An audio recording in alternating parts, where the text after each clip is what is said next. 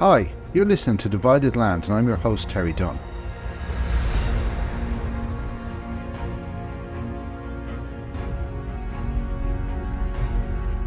I'm going to be talking about some of the research I carried out as Laois historian in residence in 2021 and 2022, looking at the revolutionary period, 1916, the Civil War and all that. But you're going to get a different perspective here, one that you'll not find elsewhere so easily. I'm going to be talking about the land and how the land fitted into the revolution. I think the Land Commission and Divided Land is a familiar story to a lot of people.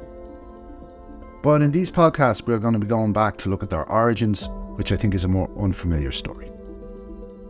Now there has to be a big thank you to Laois County Library for funding the research with the support of the Department of Tourism, Culture, Arts, Gaeltacht, Sport and Media and Laois County Council under the community strand of the Decade of Centenaries programme.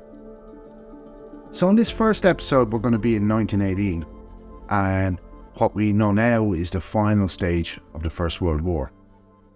There's an agricultural boom and a food supply crisis and the rise of Sinn Féin.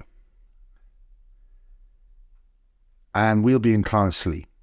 I'm calling this episode Cattle Driving Under the Tricolour because in this year, the early part of this year, 1918, agrarian protest and the rise of Sinn Féin were linked together. In later episodes we'll look at a Land for the People demonstration in Clonaslee in 1920, then cattle driving in the Dáil courts in 1920 with some examples from the Mount Rath area, and then after that we'll move things in a different direction with an episode on how the Department of Agriculture and the County Committee of Agriculture tried to improve and diversify Irish farming, finally looking at the 1923 Land Act and the final downfall of the landed estates in Laois. So subscribe and step into a journey into an unknown revolution and divided land. 100 years ago, farming was by far the number one industry in the new Irish Free State. And I'm going to tell you a little about that. But I'm not going to tell you about vintage tractors. I'm going to be talking about the culmination of many decades of social conflict. Agriculturally, Laois was a liminal zone, a place betwixt and between, where the lands of beef, butter and barley rubbed up against each other, a midland if there ever was one, and so a window into all our land. What I mean by that is agriculture was very regionalised, and there were different types of movements and protests reflecting those different regional patterns.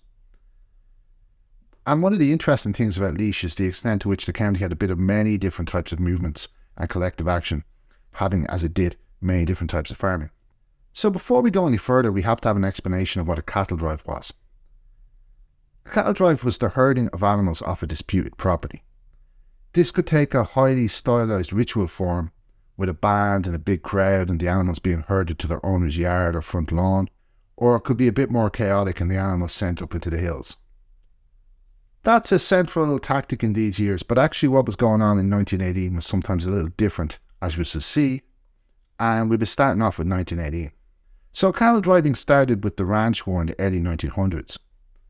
But one thing to bear in mind is there was always some amount of agrarian social conflict going on in the background.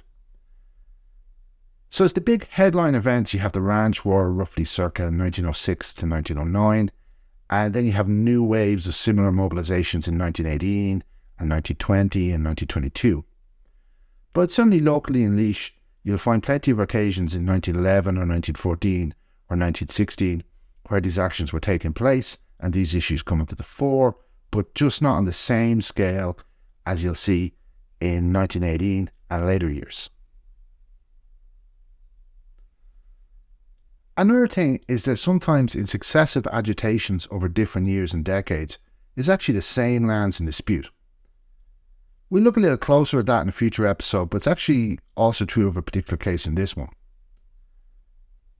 But 1918 was a special year, a particular conjuncture, because in that year the farm was part of the home front in the Great War, and there was big economic ramifications from the First World War. You had booming farm profits and consequently rising land values, putting the price of land out of reach of more people. You had a lot of government measures to do with land redistribution that were put on hold as a cost-cutting measure to help pay for the war, and then you had a massive rise in the cost of food, especially from 1916 onwards when there was bad weather and poor harvests. We know today, of course, that 1918 was the last year of the First World War. But remember, no one did at the time. And in fact, the war was escalating. In 1917, there was unlimited submarine warfare. In the same year, the United States joined the war. And in 1918, from the spring of 1918 onwards, the Germans launched a new series of offensives on the Western Front. And then you had the beginning of the World Revolutionary Wave that came at the end of the First World War. And that in Ireland takes the form most obviously of the rise of Sinn Féin, which has won some by-elections by now, and in the general election at the end of 1918 was to eclipse the Irish Parliamentary Party or the Home Rule Party, which was the predominant party in Ireland up until then. So that is some of the big national and international context. But what we'll be trying to get into here is the nitty-gritty of how things panned out in different localities. Some words from the participants in the Curramore cattle drive in the spring of 1920 encapsulates the whole issue on the land most simply as some people saw it. So what William Bergen said to Peter Rowe while he was driving some of Peter Rowe's cattle off land Rowe was renting was that Rowe had 500 acres of land and he had only 5, and that they would have the land. And what Peter Bergen said was, "There's not as much land as would sod a lark amongst the whole lot of us," meaning they had not enough earth as would cover a small bird. So that was going on more in the southwest of County Laois, which is where a lot of cattle driving was concentrated on in 1920. But now we're in 1918 and we're going to be in the northwest in Clonaslee. There was a shift from 1898 onwards away from an agitation that was about the rights of tenants vis-a-vis landlords and more towards an agitation that was about the redistribution of farmland. So there was one particular dynamic to that, which was what the Bergens highlighted while they were removing their neighbour's cattle in an effort to get some of his land. And that dynamic is there was a lot of very small farms. Now the best figures available are from 1915, and then fully half of Laois's farms were sized between 5 and 30 acres. To err on the side of caution here, I'm not counting anything under 5 acres as a farm. If I did, the small farm proportion would be even bigger. And so at various stages, the government's definition of what an economic holding was, an economic holding being the size of a farm that could actually afford a living, that was defined at different times as 20 acres or just over 30 acres or various points in between 20 and 30 acres. So basically there was a lot of farms in Laois that were below the level of an economic holding or just above. Of course, using statistics for the size of holding is a very blunt instrument, because acreage actually says little of value, and 20 acres of mountainy bog and 20 acres of well-drained river valley would amount to 2 very different farms. But it's also often the case that the smaller farms were concentrated in the areas of lower value farmland. The better the land, the bigger the farm, as the saying goes. So as William Bergen said, "You have 500 acres, I have only 5. That blunt statement sums up one dynamic behind what was going on. Another was if you had up-and-coming or dissident politicians in the nationalist Home Rule bloc, the best way for them to acquire standing and status and support was to orientate themselves towards the interests of one or the other of the subaltern agrarian classes. That is where you would find the United Irish League from 1898 onwards, the All for Ireland League down in Munster, or in the Ranch War from 1906 onwards you had Lawrence Ginnell, the MP for North West Meath, and David Sheehy, the MP for South Meath. Whether they were trying to unite Parnellites and anti-Parnellites or to conciliate unionism or whatever it was, an important part of the playbook was to rouse up this kind of rural agitation. You can go back even further. It was the land war starting way back in 1879 that really made the Home Rule or Irish Parliamentary Party what it was. I think that's undoubted. I would go even further and say it was the land war that made any form of nationalism a force in rural Ireland. So when you had the rise of Sinn Féin in 1917, that was the well-worn path before them, and what was expected of them by their potential supporters. And to some extent they did play according to that strategy. So in 1917 and early 1918, Sinn Féin and the Volunteers were behaving along the United Irish League lines. It was the land for the people and so forth. Though everything was actually going to work out a little differently, as we shall see. Another dynamic was that all this was going on in interrelationship with reforming legislation from London. So a bout of agitation would produce new legislation, and then there would be more agitation to work the legislation in people's favour. So the Wyndham Land Act of 1903 was the big land act that turbocharged the process of town purchase of their holdings from the landlords. And then there was a measure within the Borough Land Act of 1909 that estates could be compulsorily purchased by the state to be transferred to the tenants. And if there was so-called untenanted land on the estate that could be redistributed to uneconomic smallholders in the vicinity, that could happen. Now that was island-wide. There would have been more land redistribution in the west under the Congested Districts Board, which was a government body set up to deal with the particularly pronounced problems of rural poverty as they existed along the western seaboard. But the Estates Commissioners were vested with similar powers in the rest of the country. So what was untenanted land? I said there that untenanted land on an estate could be redistributed under the Land Acts. Well, untenanted land was not actually necessarily untenanted land at all. We've gone into Alice in Wonderland direction here. For legislative purposes, you didn't count as a tenant unless you had an agreement for 12 months or more. Those 12 months or more tenants were legislatively protected. Their rents could be sent by rent courts and so on. They could be compensated for improvements. There was a whole panoply of protective legislation around them coming in since 1870. But if you were renting for 11 months, then that land was so-called untenanted land. None of that legislation applied. Well, naturally enough then, landlords wanted to maximise their untenanted land and annually auction such land for rents set by the market. But as that was then the most available land, the land that was actually on the market, anyone doing well, expanding their farming operations, well, they were being funneled in the direction of this untenanted land and the so-called 11-month system. So you tended to have the upper strata of farmers occupying the so-called untenanted lands. And there was tons and tons of rhetoric directed against them.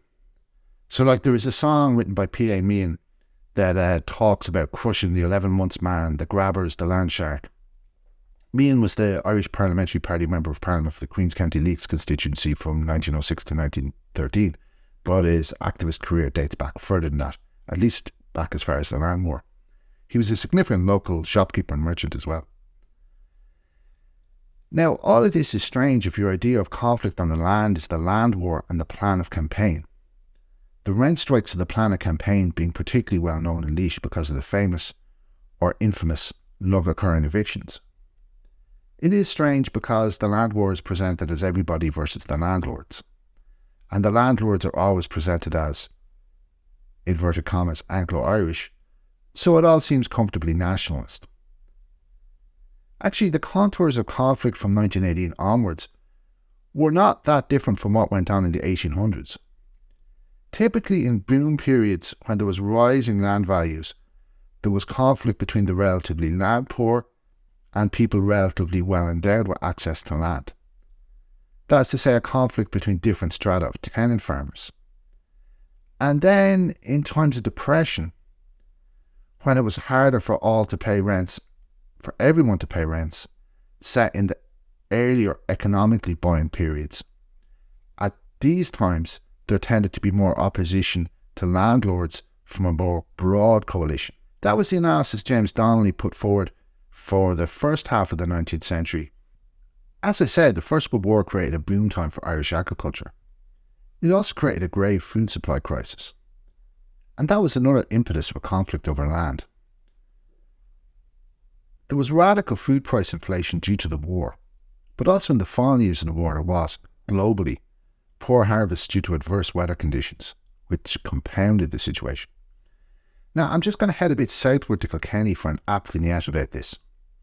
Colin Curate, Father Delahunty, was president of the Sinn Féin executive in South Kilkenny and was imprisoned between November 1920 and November 1921, liberating himself with a successful escape from Kilkenny jail on the 22nd of November 1921. He had led a delegation to the Callan Poor Law Board of Guardians in January 1918 on the food situation, and this is a little of what he had to say as reported in the local newspaper. So this is part of Father Delahunty's address to the Callan Poor Law Guardians. In Callan they had their eyes opened when they could not get a pound of butter in the creamery, and had the same difficulty in their local creameries. An army officer was looking the other day for 1,000 barrel of oats from one of their local merchants, but he did not get it. But he probably got a considerable amount here and there. That gave an idea of the importation that was going on, and there were protests from different parts of the country, and practical men all over the country were warning us that the shadow of 47 was hovering over the land, and that we were in grave danger of famine. Practical people too urged upon us to take up the matter locally, and that the only way to deal with the food shortage was to make local provision and see that in every district there was sufficient food for the people. So that's what Father Delahunty said before the Callan Poor Law Board of Guardians. It's worth bearing in mind there where Delahunty invokes the shadow of 47, that was still part of living memory in 1918. And there had been grievous subsistence crises in more recent decades too. This was the context for what became known as the tillage movement, when the expressed purpose of land protests was to see grassland ploughed up to provide basic food crops as opposed to what amounted to a cash crop for export, namely beef. There were incidents of the tillage movement in 2 farms in the Clonaslee district in February 1918, principally on land held by a Michael Hackett in the townland of Garryheader. A correspondent to the local newspaper described the scene. The ploughing went on, and the red earth, so long hidden under the grass on which the bullock and sheep browsed while the people hungered, was seen over a big strip of Garryheader. 15 of the participants were subsequently imprisoned in Dublin for 2 months, with another, a Joseph Dunne, getting 3 months. Some of their names do show up in the list of volunteers in the Clonaslee Company of the IRA, but some do not.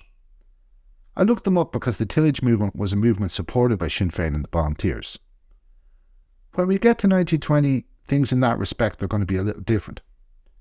In the Garryheader case, some of the defendants sang the soldier's song as they were taken off to prison, and had refused to recognise the jurisdiction of a court under an alien government, while singing Padder Kearney's satirical verse, "Whack for the diddle," so it is fair to say that this fits that national pattern. There were several days of ploughing on the land, around February the 20th and 21st, and again on February the 25th. The latter day, February the 25th, had the most paramilitary character, as we can see in this Freeman's Journal report from the court. So this is what the Freeman's Journal reported from the court as to what the Royal Irish Constabulary claimed. Sergeant McLaughlin said that on the 25th he overtook on the road about 150 men and boys, carrying sticks, hurleys and Sinn Féin flags. Some of them wore belts, cross belts and forage caps. They formed opposite the gate of Hackett's farm. Peter Brennan, who was dressed in uniform, ordered the herd to unlock the gate. The latter declined. Joseph Dunne, who was armed with a hatchet, struck at the lock and chain. The staple dropped out of the post and the gate swung open.